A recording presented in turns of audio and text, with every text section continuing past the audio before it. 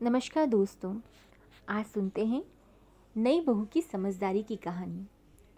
मोहनदास जी की कोई सरकारी जॉब तो नहीं थी, लेकिन गांव में जो पुश्तैनी जमीन थी उसी में खेती बाड़ी करके अपने परिवार को पाला और खूब मेहनत करके अपने दोनों बच्चों को उच्च शिक्षा दिलवाई। और आज उन्हीं के बदौलत दोनों बच्चे उच्च सरकारी पदों पर थे। उनके बड़े बेटे का नाम महेश व छोटे का नाम सुरेश था।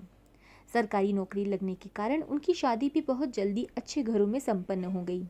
समय बीतने के साथ दोनों के बच्चे भी हो गए और अब दोनों बेटे अपने बच्चों के भविष्य के लिए शहर में जाकर बसने का निर्णय करते हैं और पिता मोहनदास जी से इस बारे में बात करते हैं। मोहनदास जी दोनों बेटों के निर्णय से सहमत हो जाते हैं, लेकिन वह खुद शहर जाकर रहने से यह कहकर मना कर देते हैं कि हमें कहाँ शहर का वातावरण रास आएगा, हम तो गांव में ही ठीक हैं। दोनों बेटे पिताजी के फैसले पर सहमत हो जाते हैं और उनको हर महीने खर्चा भेजने की बात कहकर स्वयं अपने परिवार के साथ शहर में बस जाते हैं। अब जब तक मोहनदास जी जीवित रहे तब तक उनकी पत्नी सुशीला जी भी गांव में रही, लेकिन पति की मृत्यु के बाद उन्हें अकेलापन खलने लगा और बुढ़ापे की वजह से बीमार भी रहने लगी।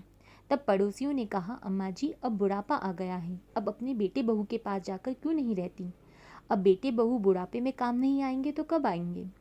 सुशीला जी को भी अपने पड़ोसियों की बात सही लगी और उन्होंने अपने दोनों बेटों को खबर भिजवा दी कि उसे लेने आ जाएं।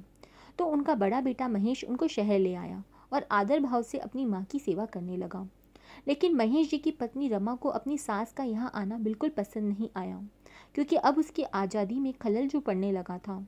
ऊपर से उनकी सेवा और करनी पड़ रही थी, उन्हें समय पर दवाइयाँ देना, डॉक्टर को दिखाना और नित्य कर्म।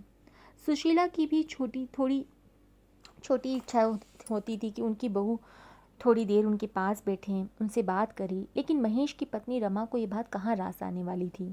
और अब तो आए दिन वह अपनी सास को लेकर महेश जी से झगड़े करने लगी। महेश जी उसको खूब समझाते कि कल को तुम्हारी भी बहू आने वाली है तो सुधर जाओ, लेकिन रमा उसकी एक बात न सुनती। और एक दिन रमा ने साफ साफ कह दिया कि आप तो दो भाई हो, तो हम माँ की जिम्मेदारी अकेली क्यों उठाएं। अब से माँ जी 6 महीने इधर और 6 महीने अपने छोटे बेटे के पास रहेंगी।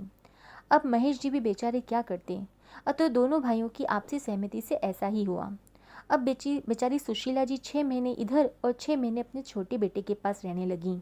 और जब भी वह 6 महीने अपनी बड़ी बहू के पास रहने आती तो फिर वही झगड़े शुरू हो जाते कि बुढ़िया तो गंदगी कर देती है, उसे ठीक से खाना नहीं खाना आता, दिन भर परेशान करती रहती है।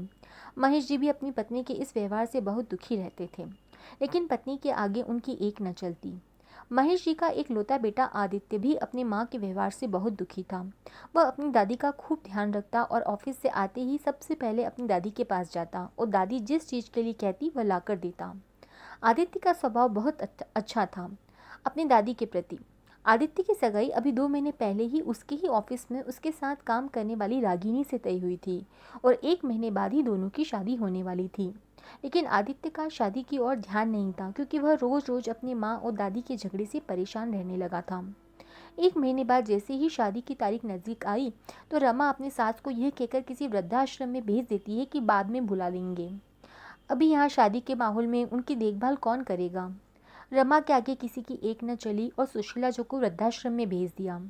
शादी होने के कुछ दिन बाद जब आदित्य की पत्नी रागिनी को पता चला कि दादी माँ वृद्धाश्रम में हैं, तो वह दादी को वापस घर लाने की जिद करने लगी।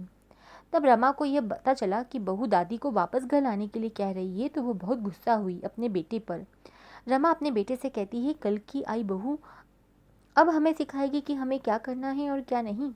यह बात सुनकर रागिनी को बहुत गुस्सा आया और वो बड़ी ही शांत स्वर में अपने सास से कहती है, माँ जी आपकी सास के तो 2 बेटे हैं, इसलिए 6 महीने इधर और 6 महीने अपने दूसरे बेटे के पास रहती है और आखिर में आपने उन्हें वृद्धाश्रम भेज ही दिया। पर आप यह तो सोचो कि आपका तो एक ही बेटा है, आप 6 महीने तो यहाँ रह लोगे, लेकिन बाकी के 6 महीने कहाँ रहोगी। आपको तो शायद हमेशा के लिए वृद्धाश्रम में ही रहना पड़े। बहू की ये बात सुनकर रमा देवी एकदम से अवाक रह गई। अब एक शब्द भी उनके मुंह से बाहर नहीं निकल रहा था। पास खड़े महेश जी मंद मंद मुस्कुरा रहे थे कि जो बात मैं इतने दिनों से अपनी पत्नी को समझाने की कोशिश कर रहा हूँ, वह बात तो मेरी नई बहू ने आते ही समझा दी। दूसरे दिन ही आदित्य दादी को वज्राश्रम से लेकर आया और दादी जैसे ही गाड़ी से नीचे उतरी तो रमा दादी के पास जाकर रोने लगी और अपने किए की माफ़ी मांगने लगी। तब सुशीला जी ने कहा, अरे बहू, तुम्हें अपने किए का पछतावा है, यह तुम्हारी माफ़ी है। यह कहकर सुशीला जी ने अपनी बहू रमा को गले लगा लिया और अपने पोते की बहू रागिनी के सर पर हाथ रखकर कहा कि तू सच में किसी बड़े बड़े घराने की लक्ष्मी है, जो तुम्हारे माँ बाप ने तुम्हें इतने अच्छे संस्कार दिए कि तूने आज अपनी समझदारी से मेरी बहू का मन भी बदल दिया। यह कहकर सुशीला जी ने रागिनी को गले लगा लिया।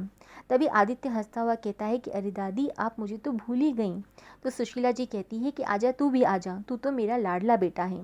दूर खड़े महेश जी खुशी के आंखों में लिए आज परिवार को एक होता हुआ देखकर भगवान का शुक्रिया कर रहे थे। तो दोस्तों, ये कहानी जीवन की एक सच्चाई को दर्शाती है कि हम जो भी कर्म करते हैं, ईश्वर हमें वही वापस दोगुना कर लौटाता है। मगर हम बच्चों से अपेक्षा करते हैं कि वह बुढ़ापे में हमारी सेवा करेंगे, तो हमें भी अपने माँ बाप की अपेक्षा को पूरा करना चाहिए। हम आशा करते हैं कि आपको हमारी आज की ये कहानी नई बहू की समझदारी जरूर पसंद आई।